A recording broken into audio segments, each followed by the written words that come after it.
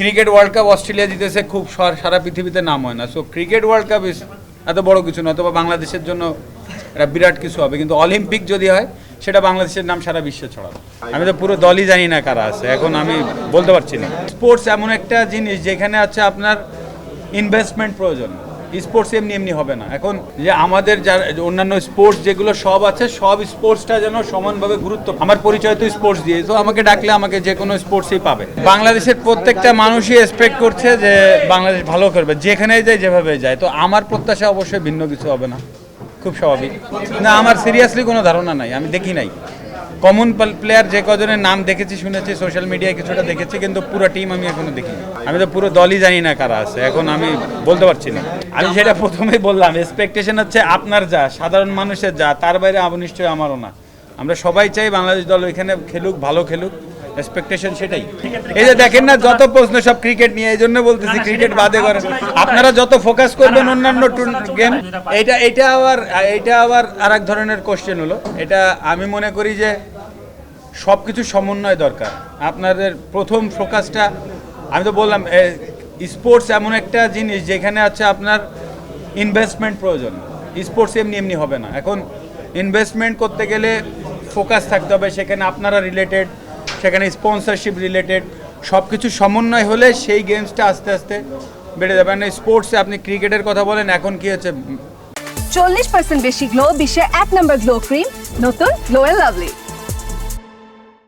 আজকে sponsorship Bangladesh cricket বোর্ডের কত আছে আপনি দেখেন, অন্যান্য ফেডারেশনের এই অবস্থায় নাই। খুব স্বাভাবিক ব্যাপার যে ইনভেস্টমেন্ট যত থাকবে তত প্লেয়ারদের ফ্যাসিলিটিস বাড়বে, প্লেয়ার তৃণমূল থেকে তত বেড়ে আসবে।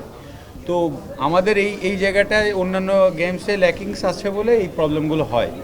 তবে ইনভেস্টমেন্ট যদি ঠিক থাকে তাহলে হবে। এখন এই যে কাবাডি টুর্নামেন্টটায় যেমন এখন ইনভেস্টমেন্ট, যেমন এই একটা টুর্নামেন্টে 5 কোটি 5.5 কোটি টাকা ইনভেস্ট করা হচ্ছে। তো দ্যাট মিনস এই গেমসটা দেখবেন আস্তে, এবং লাস্ট 3বার চ্যাম্পিয়ন হয়েছে, যেটা আমরা জানি।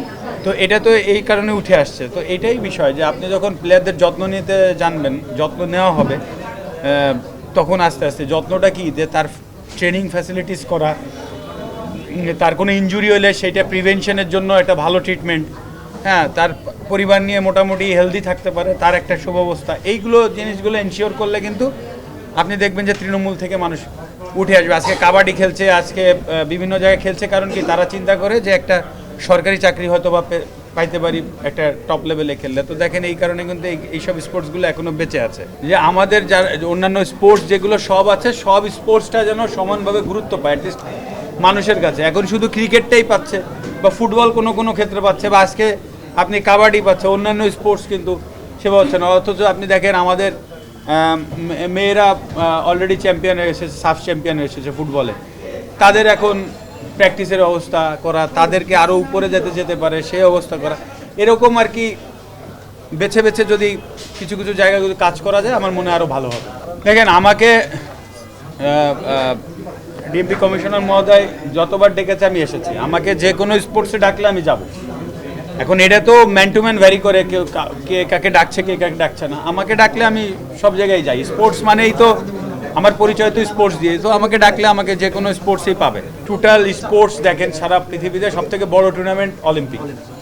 এখন সেইখানে অলিম্পিকে আমরা হিটেই টিকছি না এখনো। হ্যাঁ, এখনো কিন্তু আমরা হিটে টিকি না কোনো ইসে।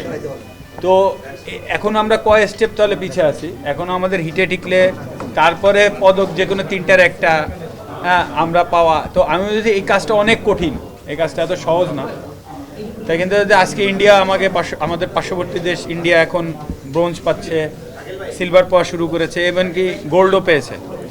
তো আজকে যদি আমরা এইখানে যদি এই পদকগুলো পাওয়ার অবস্থায় যেতে পারি, তো এইটা আমার মনে হয় অল ওভার দ্য ওয়ার্ল্ড একটা বিগেস্ট নিউজ হবে এটা, যদি অলিম্পিকে আমরা কিছু করতে পারি।